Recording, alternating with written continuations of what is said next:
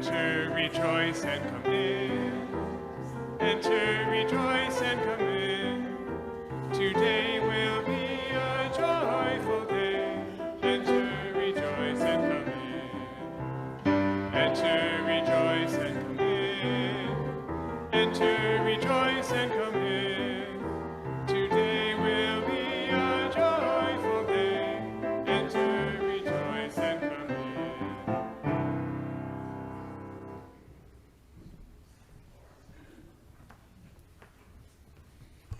Enter, rejoice, and come in. Enter, rejoice, and log in. We come together by the light of the chalice flame.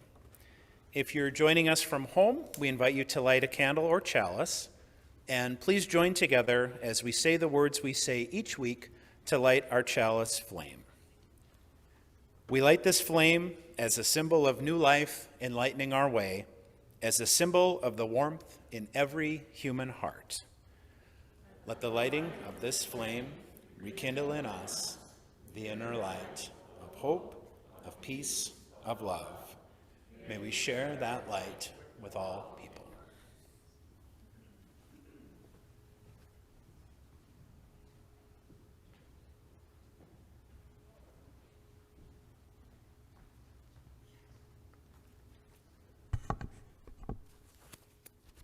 Good morning. I'm Deb Andrews, a member here for 38 years. I've had the joys and challenges of serving in several roles in this community, and my current passion is serving as a lay minister and member of the care team. In one of my past roles, I was on a committee that was considering ways to nurture membership here at the fellowship. That led to the decision to establish a membership-focused staff position, and Marie Luna was hired to fill that position. Marie exceeded every notion I had about what was possible as our Director of Congregational Life and has strengthened our community in countless ways. It feels like coming full circle to be part of today's service as we begin to say goodbye to Marie and wish her well in whatever unfolds next for her. You've left your mark here, Marie, and will be forever in our hearts. We will do our best to carry on your work in your spirit. If this is your first time visiting the fellowship, I'd like to extend a personal welcome. Marie is usually the person you can talk to about connecting more deeply here, and this will continue to be true over the next couple of weeks. You can also talk to members of our new engagement team or our welcomers who wear rainbow lanyards. It's now time to settle in. Take a deep breath and allow yourself to be fully present. More now than ever, it is good to be together.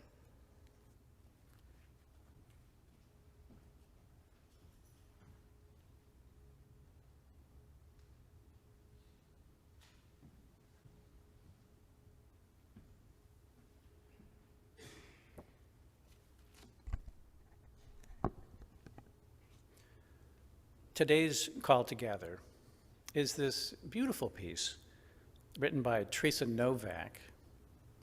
And it speaks to at least one of the reasons why it is that we gather here.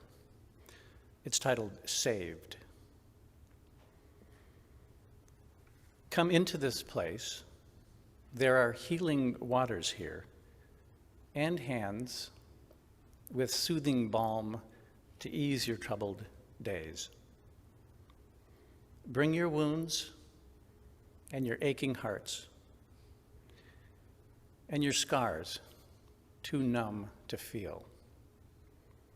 Your questions and complaints all are welcome here. And rest a while. Let the warmth of this community surround you, hold you, heal you.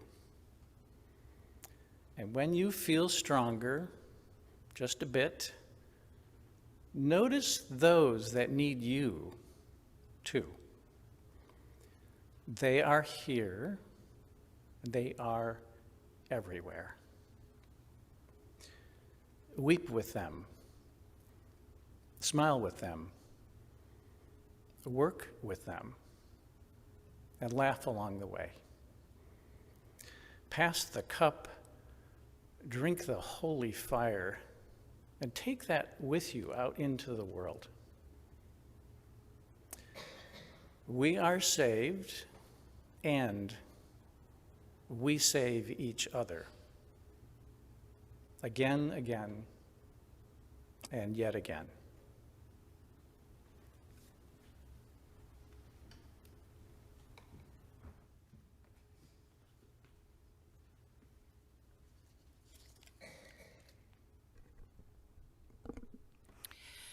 We each come to the fellowship at different times and stages in our lives. But each one of us, from our founders to all of us here today, have added to this community. Together, we weave our lives and are creating a beautiful tapestry. And as part of this community, we have the support and care of each other. If you are in need of emotional, spiritual, or financial support, we are here for you. Please do not hesitate to reach out to Reverend Christina or Minister Allie. It is a joy for them to be able to help. And if you are feeling stable and able to give, we ask that you do so in the spirit of generosity. And there are many ways to give at the fellowship. You can give of your time and your talent. And if you're not quite sure where that fits in, what you're here want to share with, use Marie for the next 2 weeks, and she will help you discern that. And we also obviously need your financial support. So if you are here in the building, feel free to come back to the back of the sanctuary to one of the ushers, and they will receive your gift, or raise your hand and they will come to you. And otherwise, you are always able to give online or to text on your smartphone. Thank you all. It is good to be together.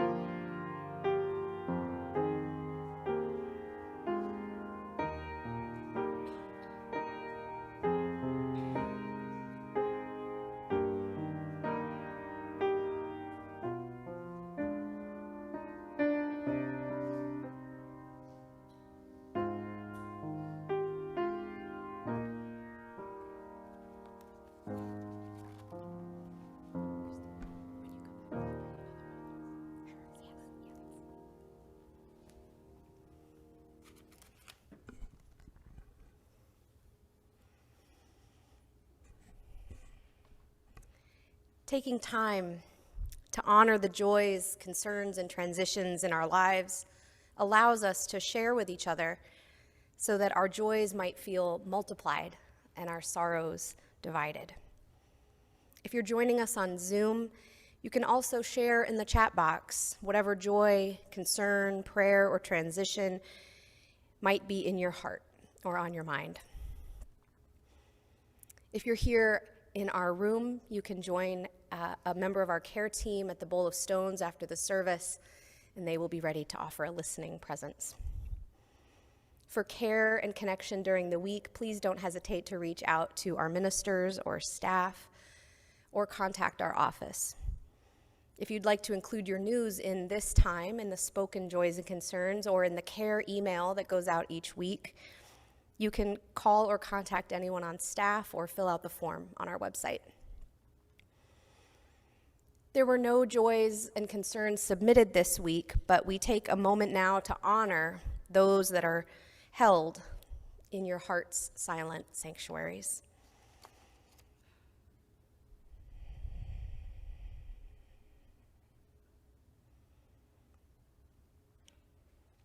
And now we turn our attention to the joys and concerns wider than those of this gathered community. We allow our mind and heart to reach out in ever-widening circles like the ripples in water. Our first stone is for our local community in the state of Wisconsin.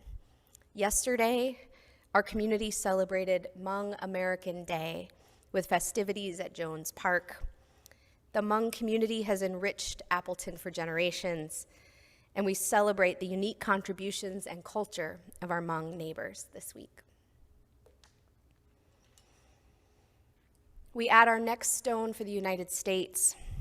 We hold in our hearts the people in Buffalo, New York, who experienced a mass shooting yesterday at a grocery store.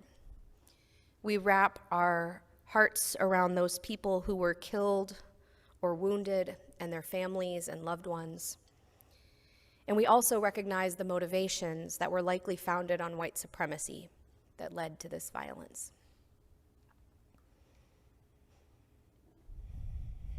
We also lift up the protests that happened in our nation's capital, as well as locally and around the country, to voice opposition to the possibility that Roe versus Wade could be overturned by our Supreme Court.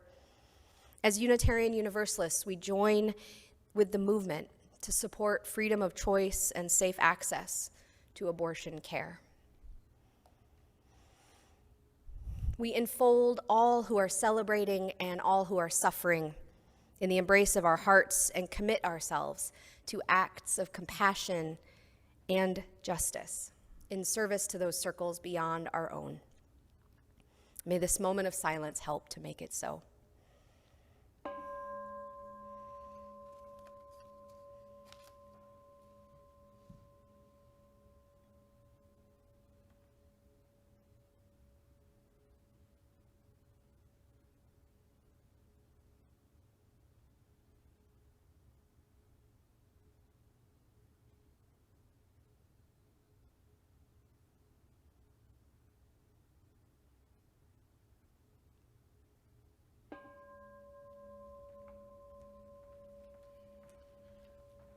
Our settling song this morning is 188 in the Gray Hymnal, Come, Come, Whoever You Are. The lyrics are also on the screen, and we'll sing it through 3 times. You are always welcome to stand if you like.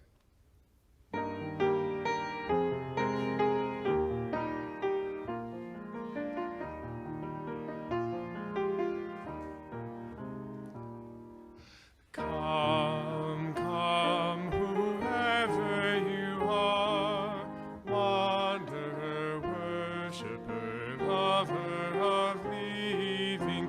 Ours is no care of and of despair.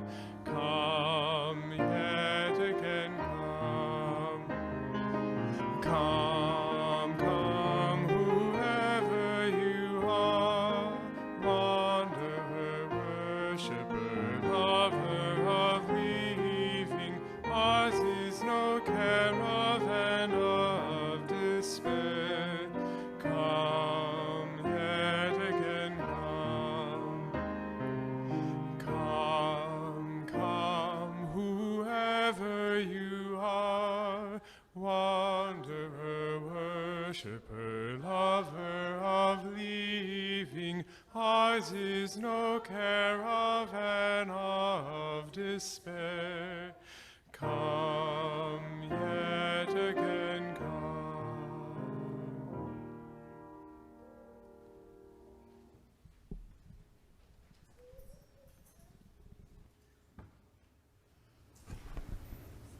Our reading today is At Blackwater Pond by Mary Oliver. Look, the trees are turning their own bodies into pillars of light, are giving off the rich fragrance of cinnamon and fulfillment. The long tapers of cattails are bursting and floating away over the blue shoulders of the ponds. And every pond, no matter what its name is nameless now. Every year, everything I have ever learned in my lifetime leads back to this: the fires and the black river of loss, whose other side is salvation, whose meaning none of us will ever know. To live in this world, you must be able to do 3 things: to love what is mortal, to hold it against your bones, knowing your own life depends on it. And when the time comes, let it go, to let it go.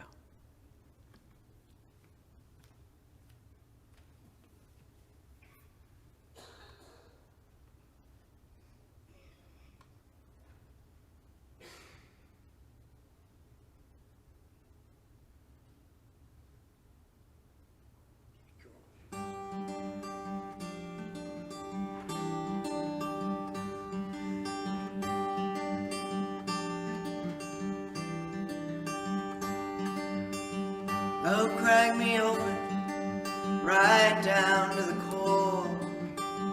Love cracked me open, it opened up the door. Love cracked me open, tears are spilling out, not for you,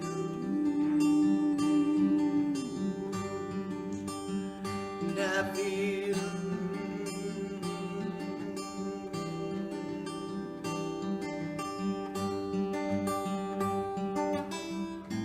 Maybe it was while I was dreaming. Maybe it was while life was seeming to go all wrong. Maybe it was when I looked the other way. Maybe it was when I sat down to write this song.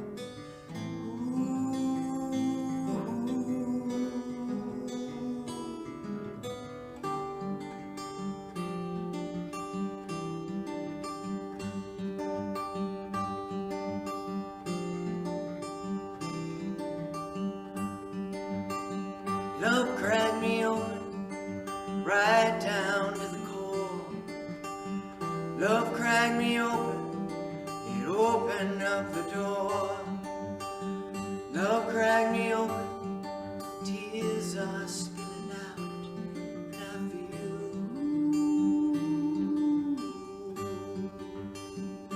not for you.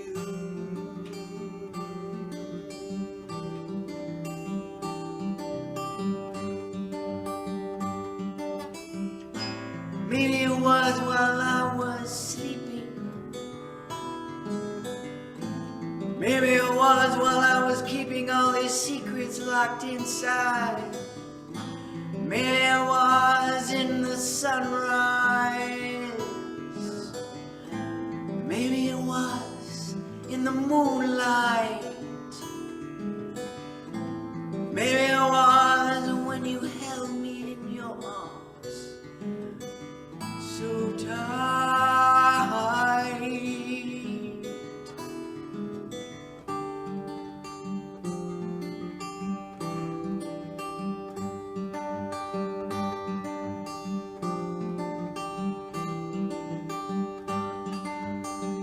Love cracked me open, right down to the core.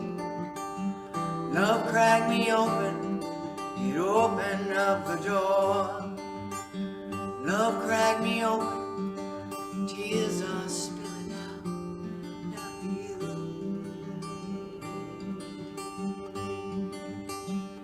not for you.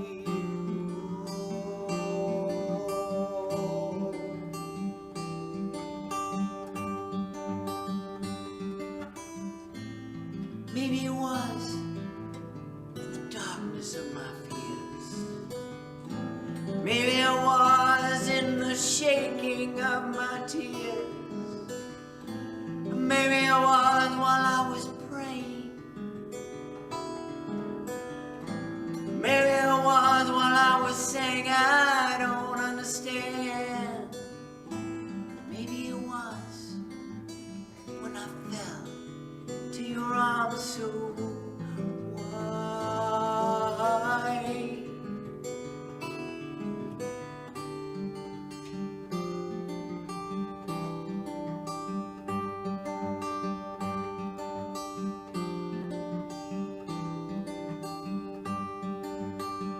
Love cracked me open right down to the core.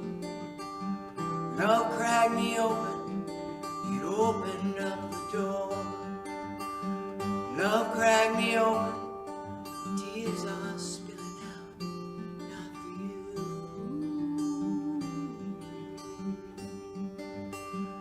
not for you.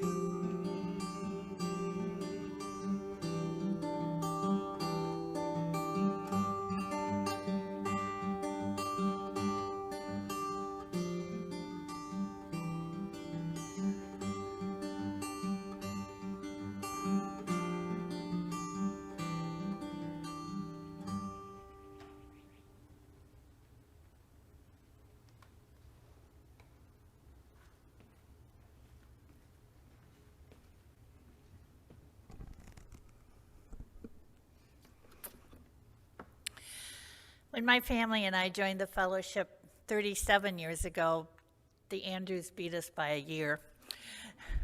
There were less than 100 members here, and I've been a part of many years of growth and change. And I will admit, it has not always been easy. While I believe deep in my heart that I want the fellowship to be welcoming for all that find their way to our doors, sometimes I know I have resisted the change that comes with being a truly welcoming community for a large congregation.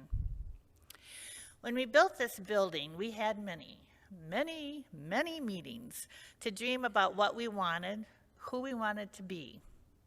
And while we knew we were ready to move and be welcoming to more people, there were also a few things from the old building that we thought we should bring along with us. And one was the coffee cup rack. Now you can see a picture of the old coffee cup rack in the lobby. There's a picture board, and there's one with Chester Banky standing in front of a whole rack of coffee cups. Each of us brought our own cup and hung it on the rack for our use on Sunday mornings. And it was a great disappointment to many of us when the mug rack would not be part of the new building, even though it had been in some of the original designs. After discussion on why this change was made, I began to understand and agreed with the reasoning behind the decision. The practical one was realizing the space needs. I mean, can you imagine a rack with 500 coffee cups hanging on it? But more important, it was the message that it would give to visitors and newcomers. Here was a rack of coffee cups, and they would see people go up and grab a coffee cup and get their coffee. So how did this work? Could I take just any cup? And why did I get that strange look? Did I take someone else's cup? So it actually represented an inside story. The in crowd, they knew all about it. But if you were new or visiting, you were part of the other and didn't understand. It wasn't very welcoming. Now, I know this probably sounds pretty minor, but I think that it's often when there's change in the unknown, it's those little things that we end up focusing on without really naming the real issue, the fear of change. For me, I need to remember not to bitch to my friends when things aren't going the way I think they should, but to ask questions and find out why there's been that change. Listen to the reasoning behind it. And I have often found that the change was for the better. Now, I have my perspective on things, on how things should go here. There are parts of the service that I love. There is music that moves me here in the service. But I also realize I am one person and that each of us has our own perspective and the things that we love. And I can't quite understand why, but often they're different from mine. So for me, being part of a loving, supportive community is embracing all the ways that we use to meet our needs, wants, and growth. And if it's not the thing that moves me the most, I learn to appreciate it because I know it is for someone else. We are in a time of transition and change, and I am asking each of us to take a deep breath and carry on. Please. I need this fellowship to thrive for me. But more importantly, I feel the wider community needs this fellowship to be strong and vibrant and visible. As long as I have been a member here, we have had the opportunity to share our hopes and dreams for this fellowship. Who do we want to be as a community? What do we want to be known as? And one consistent theme has always been that we wish to be welcoming and have a place for anyone who finds meaning in our UU principles. The fellowship actually uses its mission and vision statements. They don't get put on a shelf. They get developed into a plan to decide what kind of programming we need that we've collectively decided on. And we put together a 5-year plan. Past 5-year plans got us this building, got us the addition, got us a second minister, and got us a director of Congregational Life. I am not sure what we called Marie's position when we hired her 17 years ago. Possibly it could have been volunteer coordinator. But what I do know, we were very excited to finally have someone that could connect with our members and friends and help each of us find a place here. As we grew, the biggest fear was that we would lose connections with each other, and it was clear our minister could not do all the other things required and also continue to coordinate and support new members, visitors, volunteers, and long-term members. It was also apparent to maintain that welcoming acceptance, so many of us felt the first time we walked through those doors, to have someone that held the big picture, that could answer our questions on Sunday morning and could help us find our place and for us to feel connected here. And kind of on a simple note, as a committee chair, it was really nice to have someone to call who could give me a list of names of people that I could ask to be on my committee. I think my friends appreciated it more than I did because I could stop asking them because I now had names of others to call. Some of Marie's most important work here has been in helping people discern their place here and get them connected. And Marie has taken her skills and what she has learned here beyond our walls to the wider UU world. And what a gift that is to the denomination in our world. I will miss Marie, but even more, I will miss her position while we figure out the future fellowship staffing needs. I hope each of us can stay connected in the next months as we do hope and dream about the future that we wish for the fellowship, that we use our very best communication skills. We share our thoughts and our ideas and give each other, staff and volunteers, a little grace. As Marie moves on to her next adventure, let us work together to maintain and deepen the connections we have and to build new ones, so that all that find their way here feel welcomed. May it be so.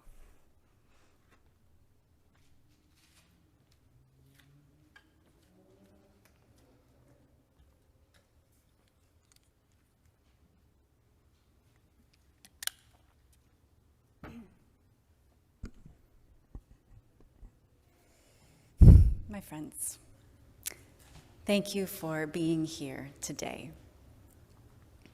When I started thinking about what I could possibly say in this sermon, I realized that I need to tell you the story of what I found when I first came. Some of you have already heard parts of this because I have shared it at every UU 101 class that I have helped lead over the past 17 years. And prior to that, I shared some of it in an orientation class, the very first class that I took here at the fellowship.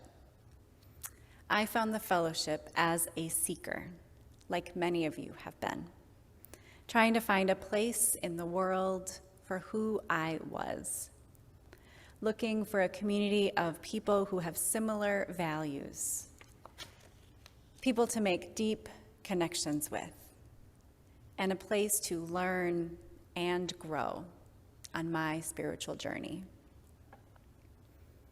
While I couldn't have articulated any of those things at the time, I did know that I was desperate for social connections. I had recently graduated from college, and all of my friends had moved away. I was working for Big Brothers Big Sisters, which was meaningful work, but I only had a few coworkers, and they were all in a different life stage than I was. So I was lonely and going through a long situational depression. After about a year of living 3 blocks from this building and driving by it every day, someone randomly said that I should check it out. Of course, I had no idea what this place actually was, so I Googled it. I landed on the website of the Unitarian Universalist Association, of which our congregation is a part. The UUA is the central organization for the Unitarian Universalist religious movement in the United States, of which there are about 1,000 congregations. On the homepage of this website, there was something about gay marriage. This was over 18 years ago, and there was a faith advocating for gay marriage? I had no idea that liberal religion even existed. I didn't go to church growing up, and I was the only one of my friends who wasn't part of any sort of faith tradition. They all went to CCD on Wednesdays and would occasionally invite me to their youth group or a service. I would also occasionally go to Catholic Mass with my grandparents when we were together. I understood that church and religion was important to these people in my life, but I didn't understand why from my very limited experiences. My childhood was spent outside, both in my hometown of Kenosha, where my friends and I would ride bikes and climb apple trees and walk through the cornfields that surrounded our block, and in the summers when I would spend time in Eagle River with my grandparents. I spent hours watching the lake and the birds off the dock, walking in the woods and going for boat rides. My spirituality was being shaped, but I didn't have the language around it. When I started attending here at the fellowship, I found the community and friendships that I was desperately seeking. But I also found my spiritual path. Mary Oliver became my gateway to poetry. Participating in rituals helped me discover the power of being in circle with other people. I learned how to articulate what is meaningful for me, what feeds me. At the time, I had a lot of free time, so I was able to get involved here in a variety of ways. The 3 most formative things I did were teaching religious education, joining a covenant group, and participating in social action. Each of these were important in different ways. Teaching religious education, or RE, actually taught me about the religions of the world and just how expansive it means to be a Unitarian Universalist. 2 subjects I remember teaching that speaks to this were about Jesus' life story, Jesus as a person, not as a son of God, and the history of the cosmos, neither of which I had had an opportunity to learn much about prior to that, and both of which were really good for me to understand. Teaching RE was also instrumental in understanding how much I missed as a child not being part of a spiritual community, having a safe space to learn and grow and have adults to turn to when I needed that. Joining a covenant group, or we call them journey groups now, was also incredibly important for my formation here. I was a brand new Unitarian Universalist, and honestly, a brand new adult in many ways. In that small group, in my covenant group, I learned how to properly hold space for other people, how to share my story and thoughts in a meaningful way, and that making a commitment to showing up to something, no matter how hard your day has been, is usually always beneficial. These groups forced me to think about and talk about topics that I likely would not have otherwise, which expanded my worldview in important ways. And my third formative experience here, social justice. I mentioned before that I had a lot of time on my hands at that stage of my life, and I was so excited to be part of this community.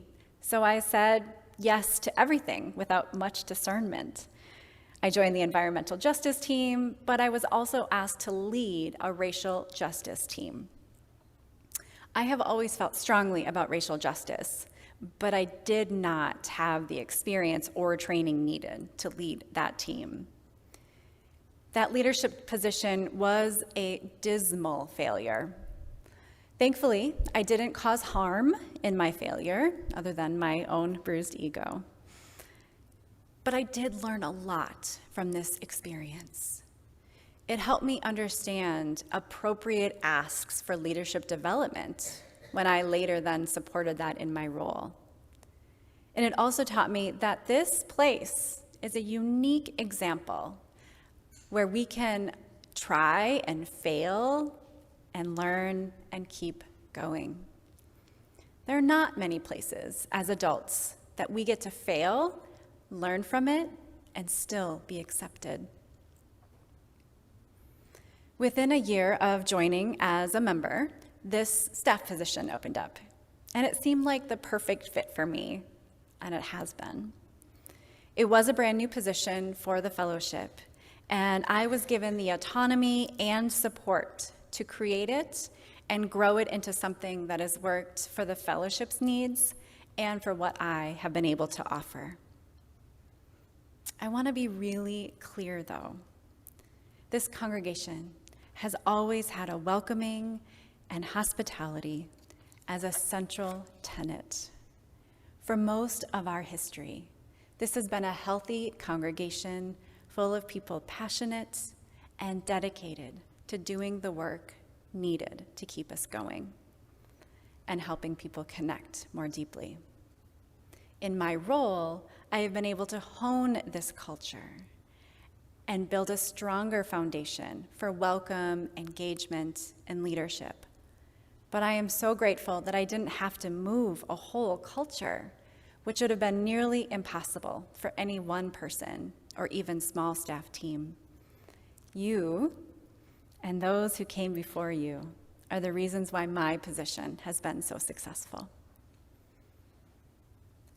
Joining the staff after being part of this community as a member had to change my relationship with you all. But this work has filled me in ways that I could never have expected from any job. When my son Nate was born premature, you brought me meals and offered love and support. When I was divorcing, you offered consistency and acceptance.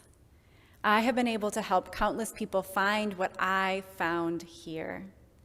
This always life-changing and sometimes life-saving community and faith.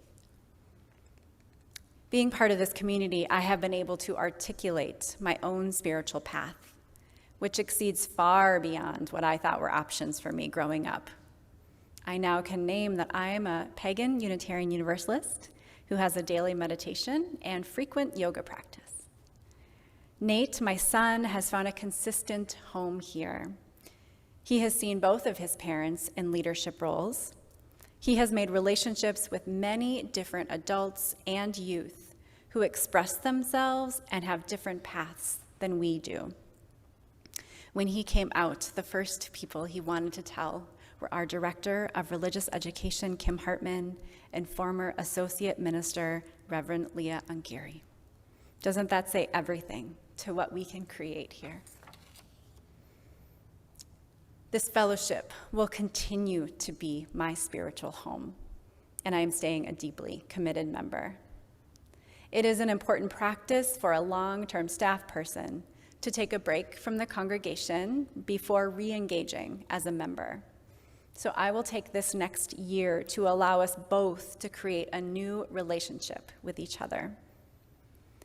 It will be hard to be away, but I strongly advocate for this break as a healthy transition for everyone. If you see me in the community, and I hope that we will see each other, we can check in about our personal lives, but just not about the fellowship for that period of time. But you might also see me here at one of Nate's events or at a rite of passage.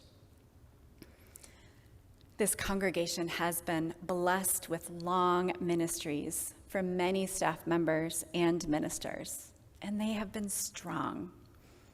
You all support the staff in beautiful ways, and please know that that is a big reason why we have such a strong and healthy community.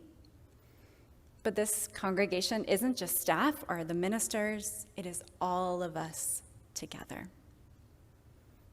Everything that I found as a seeker, I found without anyone in my role, without Reverend Dottie Matthews, without Reverend Leah Ongiri. And I know this is the same for many of you. Having these positions and the people in them has strengthened our community in many ways. But the professional staff didn't exclusively make this community happen. We all did. Often in these kinds of sermons, there is a charge to the congregation, and I'm sure that anyone who knows me will not be surprised by what I'm going to ask of you. Many of you remember who first welcomed you here. I do, I remember. But I do know that I was the one for many of you. Please know you can be that for someone else. We will always have our welcomers at the front doors, but I would love for everyone to help with this.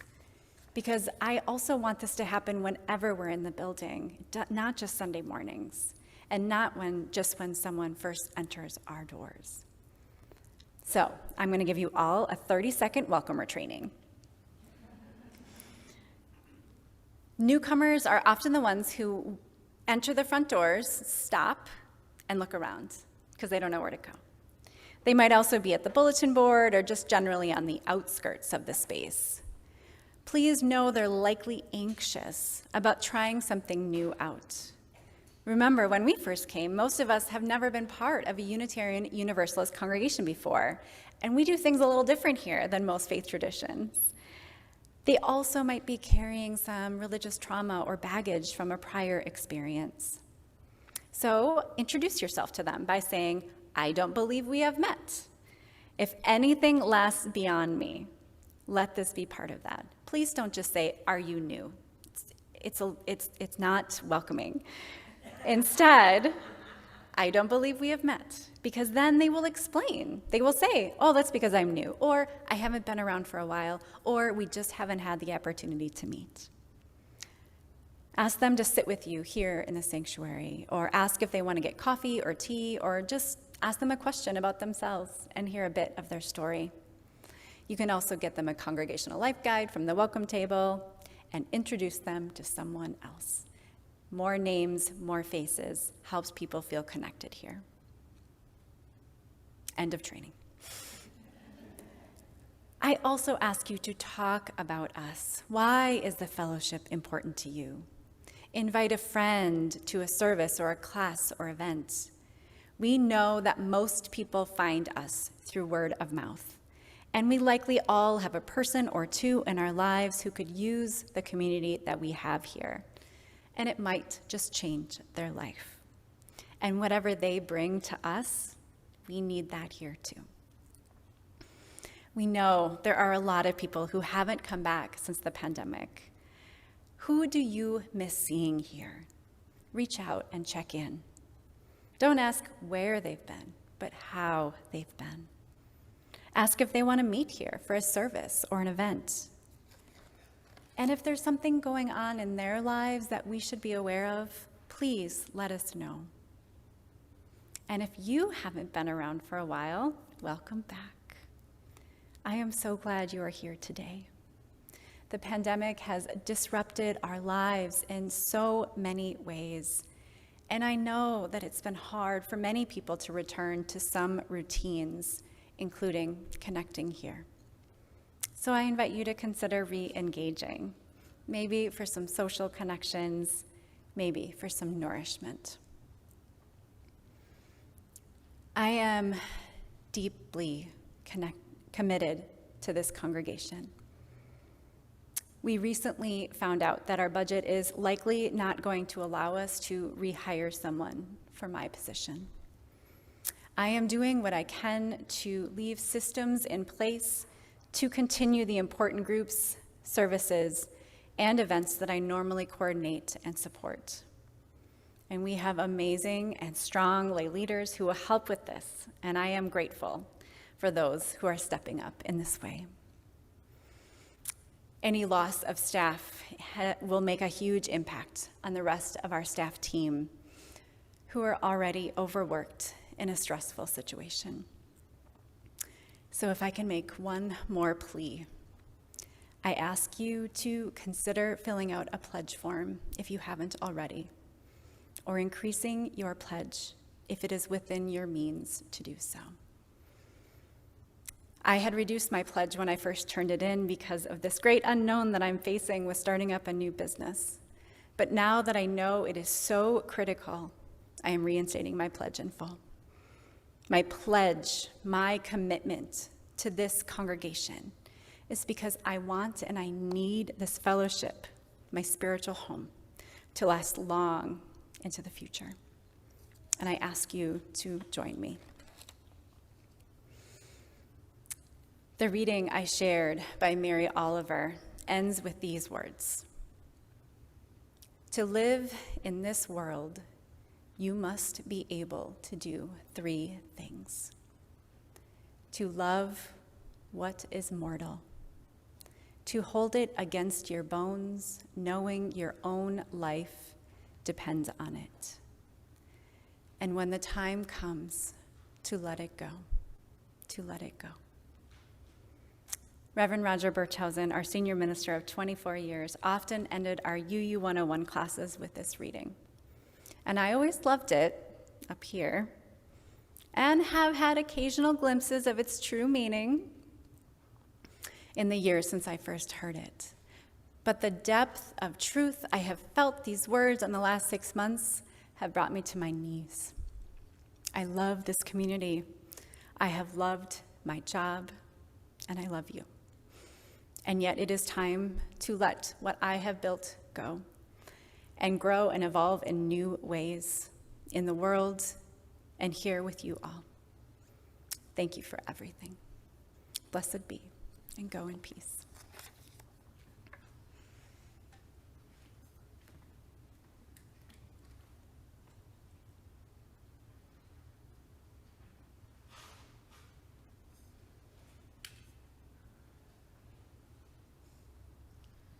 Let's sing together. Come Sing a Song with Me, number 346 in the gray hymnal. The lyrics are also up there. Please stand if you like.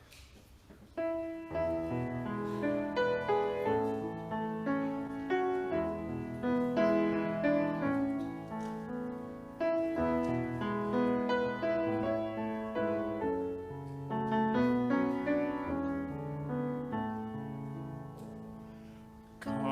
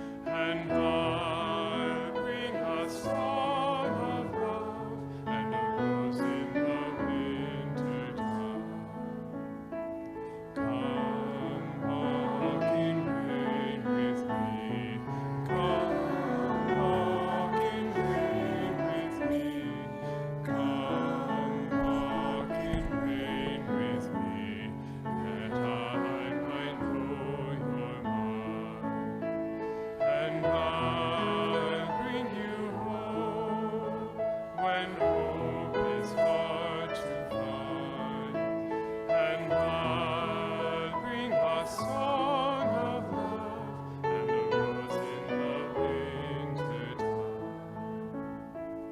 Come share a rose with me.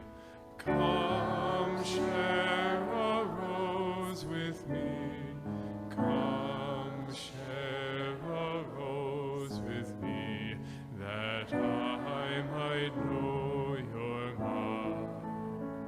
And God bring you hope when hope is hard to find. And God bring a song of love and a rose in the winter time.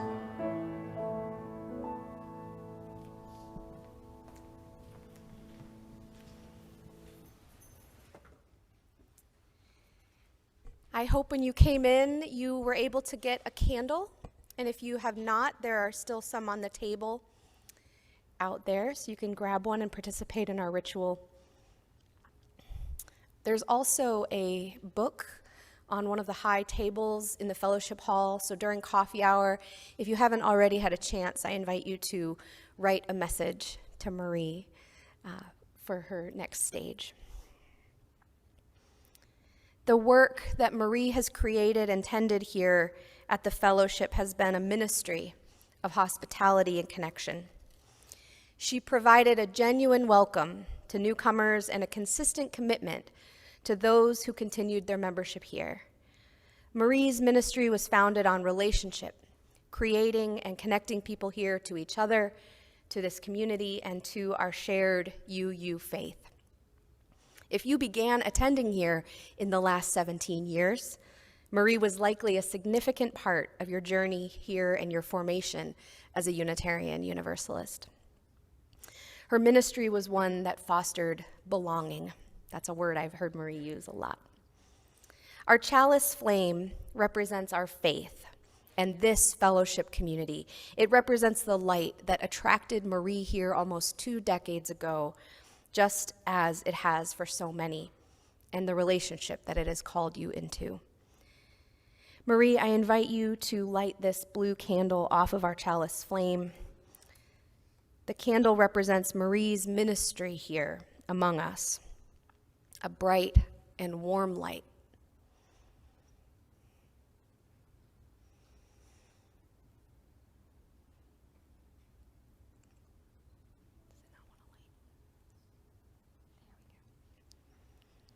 Marie has shared that light with each of us.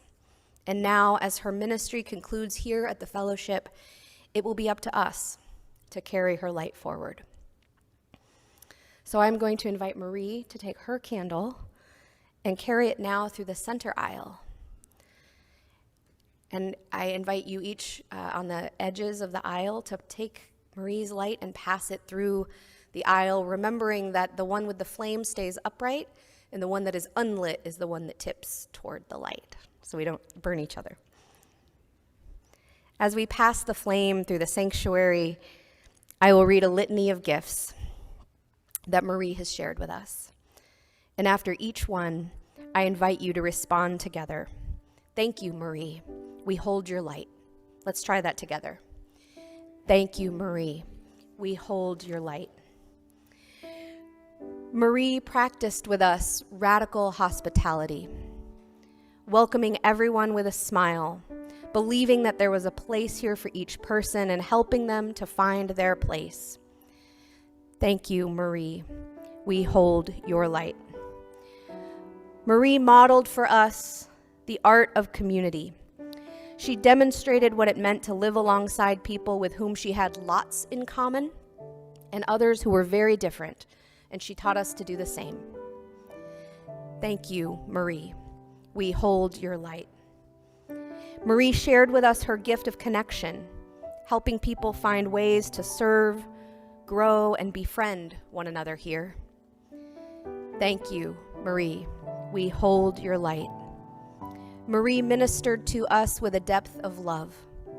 She loves this congregation She loves Unitarian Universalism, and she loves each of you. She shared that love time and again. Thank you, Marie. We hold your light.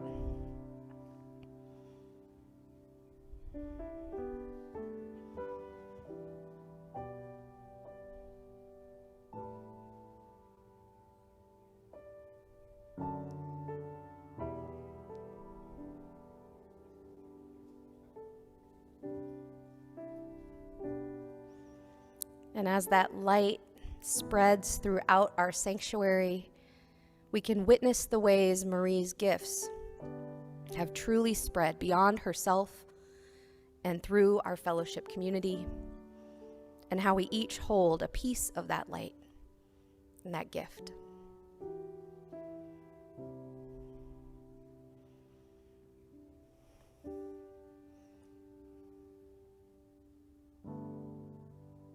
And now I invite Marie to extinguish the flame that represents her ministry here, to symbolize that her work among us will be concluding soon. Our room is not the same without your light. But look around, all of you, and know that Marie's light and her gifts will remain here with us so long as we continue to carry them forward in our fellowship and in our community. Please repeat after me. Marie, we release you from your responsibilities to our fellowship. We thank you for the gifts you shared and for the light you gave us. We promise to carry it forward as you showed us. We bless you on your path and ask you to carry us with you into your future.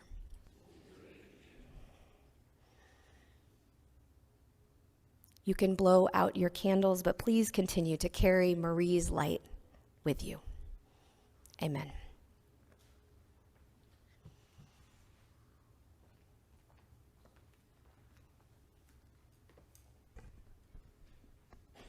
Thank you. You can be seated.